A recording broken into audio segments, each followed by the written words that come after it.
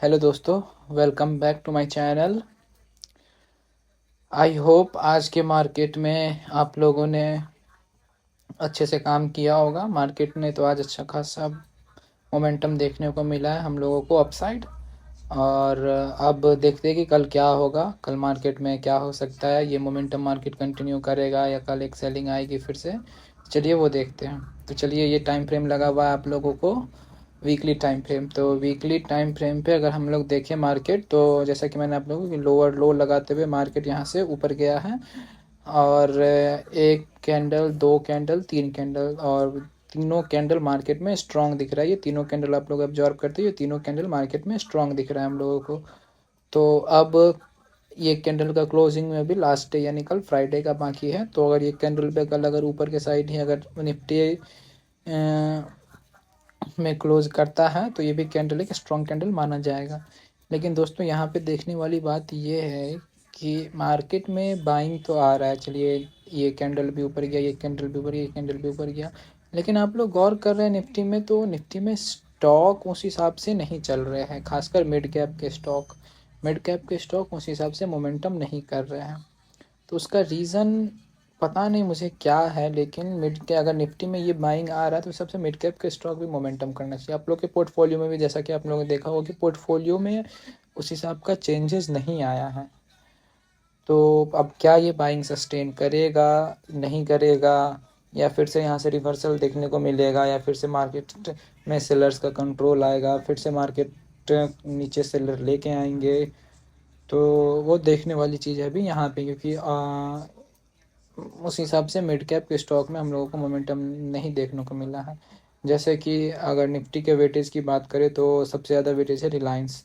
तो रिलायंस तो ठीक ठाक मोमेंटम किया है। रिलायंस करीब 2%, 1.75% का मोमेंटम किया है। फिर अगर टीसीएस की बात करें तो टीसीएस में कोई खास मोमेंटम हम लोगों को देखने को नहीं मिल रहा है। टीसीएस की अगर बात करें तो 0.3% मोमेंटम। फिर कोटक बैंक देखे तो कोटक बैंक भी ठीक ठाक मोमेंटम किया है 2% का। फिर इन्फोसिस देखे तो खासकर आईटी सेक्टर इस हिसाब का मोमेंटम नहीं कर रहा है।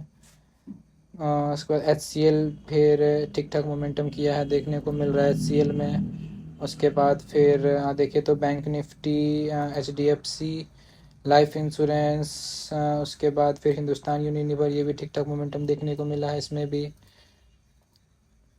उसके बाद अगर बैंक निफ्टी की बात करें तो भाई बैंक निफ्टी अलग ही चल रहा है। अगर आप लोग बैंक निफ्टी में ट्रेड करते हैं तो बैंक निफ्टी का भी मैं एनालिसिस दूंगा आप लोगों को बना के। तो अगर आप लोग बोलते हैं तो बैंक निफ्टी कुछ अलग ही चल रहा है मार्केट में भाई। बैंक निफ्टी पूरा एकदम दिलेर इंडेक्स है, बोलो ऐसा समझो। निफ्टी से बिल्कुल अलग ही चल रहा है बैंक निफ्टी। करीब करीब ऑल टाइम हाई के आसपास फिर से वापस आ गया है अपने। और बैंक निफ्टी में तो यहीं से स्ट्रक्चर बुलिश देखने को मिल रहा था। अगर आप लोग बैंक निफ्टी में भी आप लोग काम कर सकते हैं। अगर बैंक निफ्टी में मार्केट में अगर यहाँ से कोई एक भी डिप आप लोगों को देखने को मिलती है तो आप लोग बैंक निफ्टी में आराम से एक लॉन्ग पोजीशन होल्ड कर सकते हो। और जब तक अगर निफ्टी अपने ऑल टाइम हाई तक जब तक मार्केट में जाता है तब तक बैंक निफ्टी, मुझे उम्मीद है कि बैंक निफ्टी 60,000 तक का टारगेट, 60,000 भी क्रॉस कर जाएगा या 60,000 के आसपास पहुंच जाएगा। अभी 60,000 में कितना दूर है वो देखते हैं। तो वो देखिए अगर हम लोग, तो फिलहाल अभी बैंक निफ्टी में करीब 2500 पॉइंट का मूवमेंट बाकी है, 4.5%। और 2500 पॉइंट भाई बैंक निफ्टी में कुछ नहीं होता है। 2500 पॉइंट यूँ 2500 पॉइंट आप लोग को देखते हुए मिल जाएगा। चलिए फिलहाल निफ्टी की बात करते हैं हम लोग, इंट्राडे में क्या कैसे काम करना है। तो निफ्टी के पास हम लोग चलते हैं, निफ्टी में देखते हैं क्या करना है। तो जैसा कि आप लोग देख रहे हैं कि ये भी एक strong candle weekly time frame पे क्लोज होता हुआ दिख रहा है। ये तो दिख रहा है वीकली टाइम फ्रेम पे स्ट्रॉन्ग कैंडल। चलिए अब वन डे टाइम फ्रेम पे देखते हैं कि वन डे टाइम फ्रेम पे भी निफ्टी में, जैसा कि मैंने कल आप लोगों को बताया था कि ये लेवल के अगर ऊपर मार्केट निकलता है तो अच्छा खासा आप लोग को मोमेंटम ऊपर की साइड देखने को मिलेगा। और बिल्कुल वही हुआ। तो वीकली टाइम फ्रेम पे भी, लेकिन दोस्त वीकली टाइम फ्रेम पे भी अच्छा कैंडल है, डेली टाइम फ्रेम पे भी अच्छा कैंडल देखने को मिल रहा है। तो हम लोग अगर ओवरऑल ट्रेंड भी हम लोग का बुलिश है तो हम लोग का माइंड सेट इंट्राडे पे भी बुलिश ही रहेगा। लेकिन एक चीज़ ये भी देखने वाली बात है कि निफ्टी का एक रजिस्टर लेवल है ये आप लोगों को 25,650, माँ समझ 25,650 पकड़ लो आप लोग, 25,650 ये लेवल।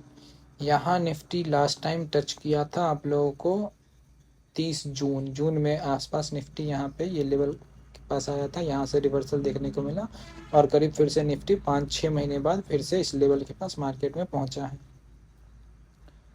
तो 5 महीने का ये पहले का रेजिस्टेंस है और ये लेवल के पास फिर से मार्केट 5 महीने बाद पहुंचा है। लेकिन बाइंग आया, इससे पहले भी बाइंग आया, ये एक बाइंग में रैली देखने को मिला, ये रैली, लेकिन ये रैली और इस रैली में फ़र्क है।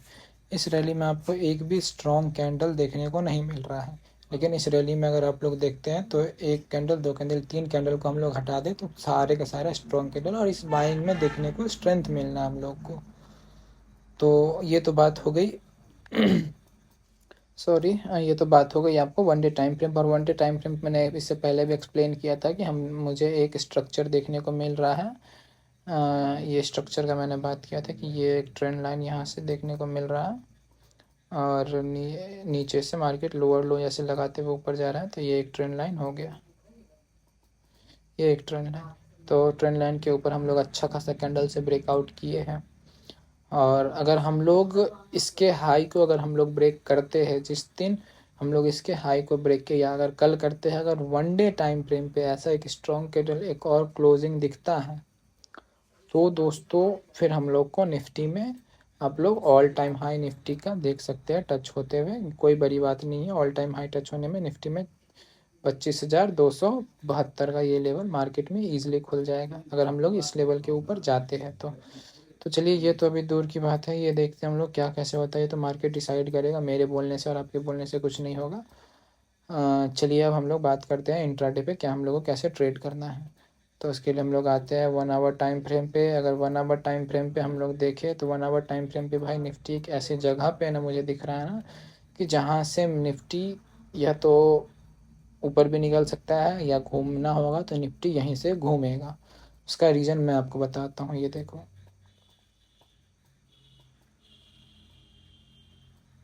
उसका रीज़न है ये लेवल। चार्ट को एडजस्ट करना, ये लेवल, ये जोन,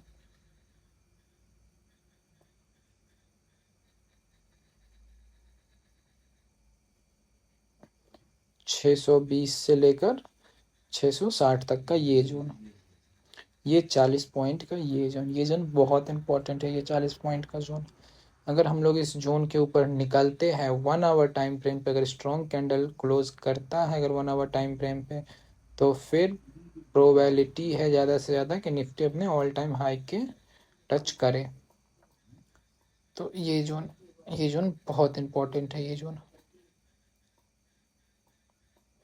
और अगर आज का कैंडल देखें तो ये निफ्टी में ब्रेकआउट किया है ये जोन कल, जैसा कि कल मैंने एक्सप्लेन किया था।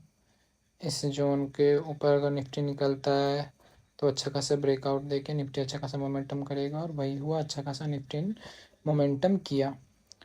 तो इस जोन के हम लोग फ़िलहाल ऊपर हैं। तो अभी हम लोग का अगर देखा जाए तो ये हो गया एक रेजिस्टेंस, और ये रेजिस्टेंस एक बड़ा रेजिस्टेंस है, ये हो गया रेजिस्टेंस। आपको अगर सपोर्ट की बात करें तो फ़िलहाल ये लेवल एक सपोर्ट का दिख रहा है। तो कल का मुझे जहाँ तक लग रहा है निफ्टी में, भले आज एक अच्छी बाइंग आई है लेकिन कल मुझे एक अपॉर्चुनिटी सेल साइड भी एक नज़र आ रही है, और ये और उस जोन है ये। अगर इस जोन पे मार्केट आता है, रिजेक्शन दिखाता है, प्राइस 15 मिनट टाइम फ्रेम पे एक निगेटिव कैंडल बनता है, तो यहाँ से भाई आपको एक शॉर्ट का चांस मिल सकता है। और अगर बाइंग की बात करें तो बाइंग अगर मार्केट यहाँ से निकला है, अगर रिटेस्ट करने इस लेवल पे फिर से आता है 25,438, 440, तो इस लेवल से मार्केट में यहाँ पे देखिए कि प्राइस क्या कर रहा है, क्या मोमेंटम कर रहा है ये जोन में। ये जोन से फिर से अगर 15 मिनट टाइम फ्रेम पे एक पॉजिटिव कैंडल बनाता है, उसका हाई ब्रेक करता है, तो फिर से निकलने का चांस है मार्केट को फिर से ऊपर। लेकिन दोस्तों मेरे हिसाब से ना यहाँ पे जो मार्केट निकला है, जिस हिसाब से ब्रेकआउट किया है, ये ब्रेकआउट मुझे लगता नहीं है भाई कि ये इस लेवल को अभी ब्रेक करेगा। उसका रीज़न ये है दोस्तों कि अगर मार्केट जैसे यहाँ पे गैप अप खुला, गैप अप खुल के अगर थोड़ा सा ना अगर यहाँ पे मार्केट ऐसे गैप अप खोल के थोड़ा सा ऐसे टाइम बिताता और उसके बाद ब्रेकआउट करता ना, तो फिर ज़्यादा कॉन्फिडेंस आता है इस ब्रेकआउट पे। यहाँ ये ब्रेकआउट किया है और ये अभी यहाँ से निकलने का चांस है इसके भी ऊपर। ये मुझे अभी मार्केट के हिसाब से देखने में लग नहीं रहा है मार्केट के हिसाब से कि ये ब्रेकआउट चलो किया है, लेकिन ये एक रीटेस्ट अगर करे और उसके बाद अगर वो इसका हाई ब्रेक करे तो फिर ज़्यादा कन्फर्मेशन और प्रोबेबिलिटी से आया यहाँ से रीटेस्ट करे मार्केट। रीटेस्ट करने के बाद अगर मार्केट यहाँ से निकले तो फिर ज़्यादा मज़ा आएगा ट्रेड करने में।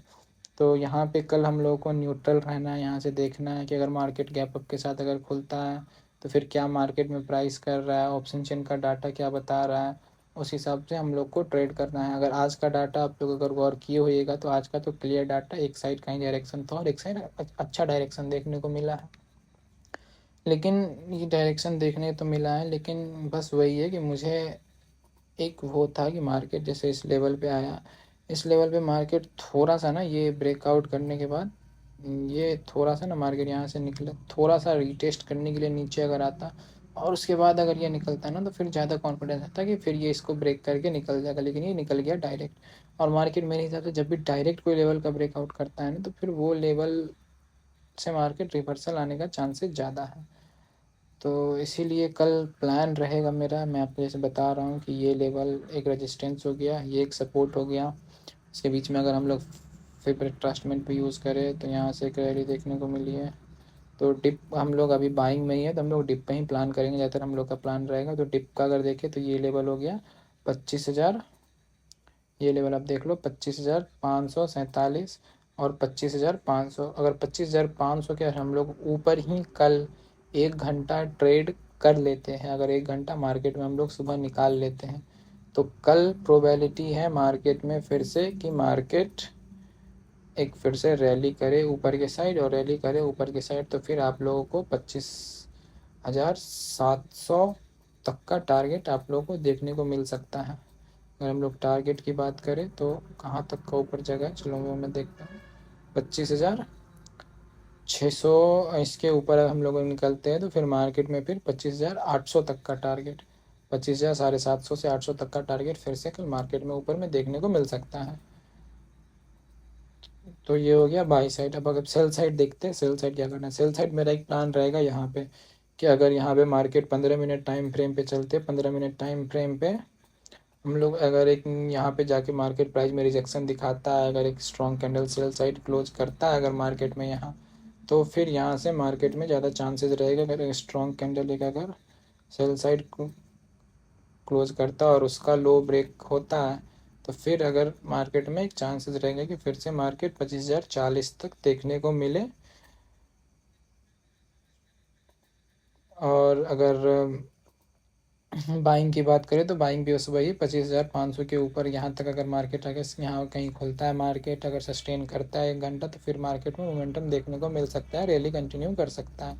लेकिन वही है दोस्तों कि मार्केट यहाँ पे अगर थोड़ा सा टाइम बिता के रिटेस्ट करके अगर निकलता तो फिर ज़्यादा ये रैली में मुझे कॉन्फिडेंस आता।